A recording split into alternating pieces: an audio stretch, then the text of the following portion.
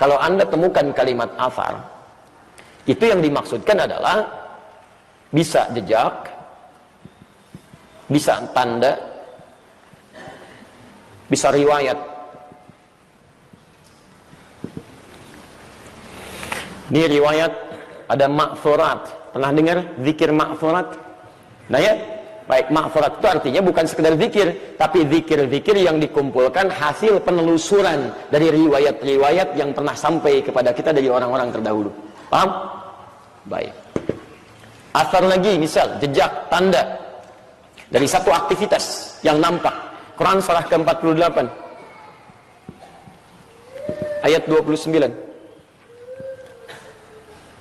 Muhammadur Rasulullah walladzina ma'ahu asyidda'u 'alal kuffar ruhama'u bainahum tarahum ruk'an sujada yabtaghuna fadlan awas diati min rabbi min Allahi wa ridwana simahum fi wujuhihim min atharis sujud.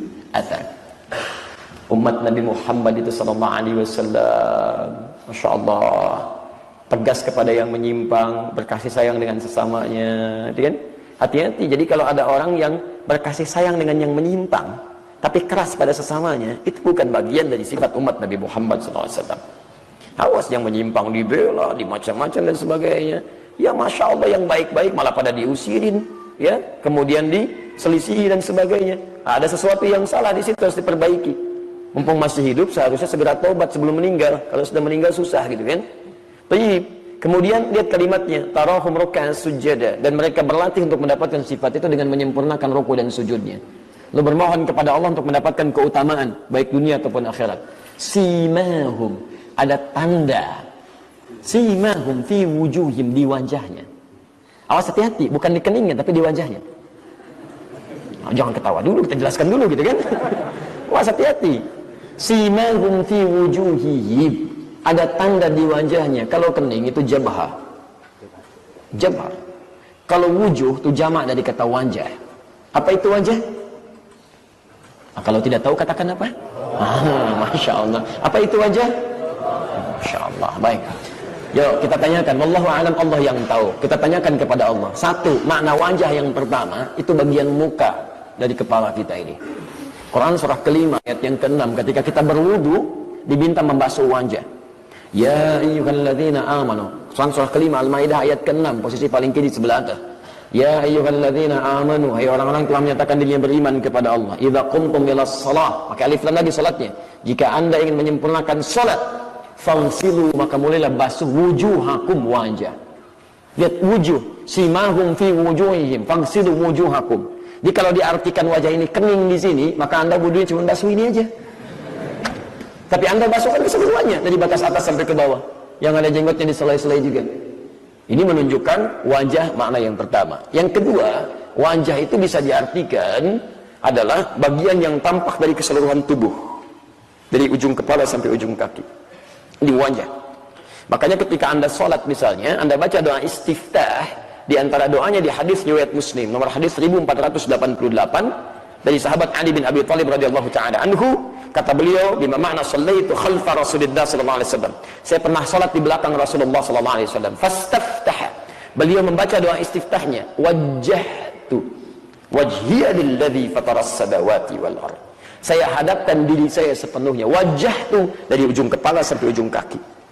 Kalau diartikan cuman ini saja, berarti antum ngadep kiblatnya yang ini aja, gitu kan? Seperti ini. Nah, itu bisa salah. Paham ya? Saya pasrahkan diri saya sepenuhnya dari ujung kepala sampai ujung kaki. Makanya kalau orang mengatakan kalimat wajah itu, maka dia akan pasrahkan ketentuan dari ujung kepala sampai ujung kaki menurut aturan Allah Subhanahu wa taala. Setelah sholat, nggak mungkin kepalanya melakukan aktivitas kecuali ke atas kehendak Allah, menurut ketentuan Allah. Matanya hanya akan melihat berdasar ketentuan Allah. Telinganya hanya akan dengar berdasar ketentuan Allah. Bicaranya hanya akan keluar kata-kata berdasar ketentuan Allah. Jadi kalau ada orang sholat bahasa kalimat wajah itu, setelah sholat lisannya tidak sesuai ketentuan Allah, pandangannya melanggar ketentuan Allah, telinganya melanggar ridha Allah, ada yang salah dalam semua itu. Ada yang keliru. Makanya orang yang benar itu sholatnya, rukunya, sujudnya ada athar, ada tampak, tanda. Di mana tandanya? Nampak dari aura wajahnya, nampak dari sikap-sikap baiknya, tangannya, kakinya, dari ujung kepala sampai ujung kaki. Min atharis sujud, dari bekas sujudnya. Athar yang dimaksudkan di sini dari jejak-jejak sujudnya yang benar.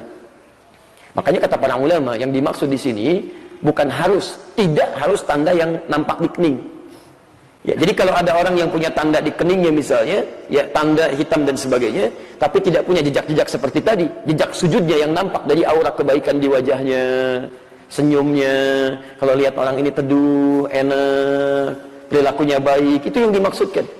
Makanya kata para salafus saleh, orang-orang yang banyak sujud di malam harinya itu siang-siangnya akhlaknya mulia, pekertinya baik. Ya, jadi kalau misalnya ada tanda di keningnya, kemudian sikapnya baik, alhamdulillah. Ini bagian dari tanda-tanda kebaikan. Tapi kalau di keningnya misalnya hitam, tapi akhlaknya buruk, baru ketemu sudah kecut, ya ucapan salam gak disapa dan sebagainya, misal, maka itu bukan yang dimaksudkan di sini. Paham? Baik, tapi tidak harus saling mencela di sini. Mungkin dia ketika sujud sejadahnya kotor kali ya. Berdampak pada kotornya akhlak. Itu tafsiran antum, belum tentu begitu. Jangan begitu gitu ya. Jidat aja hitam, nggak nyangka tuh. Ketika Anda bilang nggak nyangka, itu Anda sedang nyangka tuh. Allahumma sholli ala Muhammad sallallahu alaihi wasallam.